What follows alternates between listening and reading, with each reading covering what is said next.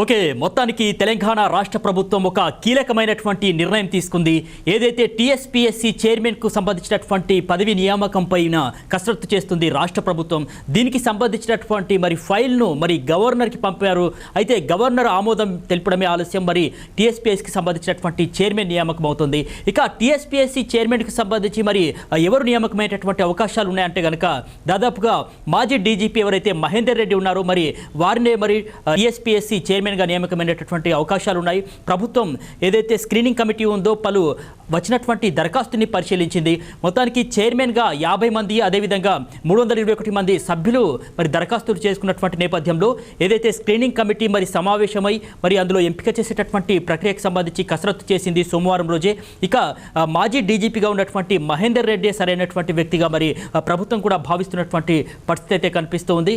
ఇక మరో వ్యక్తిని కూడా ఎంపిక చేసినప్పటికీ కూడా దాదాపుగా ఎక్కువ అవకాశాలు మాత్రం మాజీ డీజీపీ మహేందర్ రెడ్డి వైపే ఉన్నాయి. ఎందుకంటే ఆయన తెలంగాణకు చెందినటువంటి వ్యక్తి కావడం కూడా ఇదొక కారణంగా మనం చెప్పుకోవచ్చు.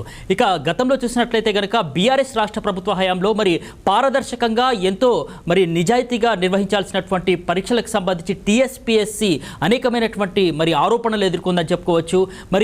మాజీ మంత్రి, అప్పుడు మంత్రిగా ఉన్నటువంటి కేటీఆర్ పైన కూడా అనేకమైనటువంటి ఆరోపణలు రావడం జరిగింది, విమర్శలు రావడం జరిగింది.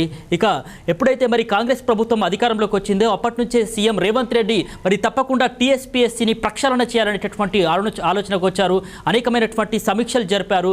ఈ యొక్క టీఎస్పీఎస్సీని ప్రక్షాళన చేసేటటువంటి విషయంలో భాగంగానే ఇప్పటికే టీఎస్పీఎస్సీకి సంబంధించినటువంటి అనేకమైనటువంటి ఆరోపణలు గతంలో ఎదుర్కొన్నటువంటి నేపథ్యంలో ఎవరైతే అప్పుడు సభ్యులుగా ఉన్నటువంటి వారు కావచ్చు, అదేవిధంగా చైర్మన్గా ఉన్నటువంటి వారు కావచ్చు రాజీనామా చేశారు వారి పదవులకు. దీంతో చైర్మన్ అదేవిధంగా సభ్యులకు సంబంధించి టీఎస్పీఎస్సీలో నియామకం అనేది అనివార్యమైంది.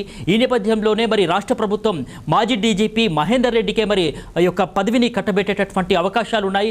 మాజీ డీజీపీ మహేందర్ రెడ్డికి సంబంధించినటువంటి ఎంపిక అనేది కూడా దాదాపుగా పూర్తయినట్లుగా తెలుస్తోంది. దీనికి సంబంధించినటువంటి ఫైల్ని కూడా గవర్నర్ వద్దకు పంపించింది రాష్ట్ర ప్రభుత్వం. ఇక గవర్నర్ ఆమోదం తెలిపినటువంటి వెంటనే ఈ యొక్క ఏదైతే టీఎస్పీఎస్సీ చైర్మన్గా మాజీ డీజీపీ మహేందర్ రెడ్డి నియామకమైనటువంటి అవకాశాలు అయితే ఉన్నాయి.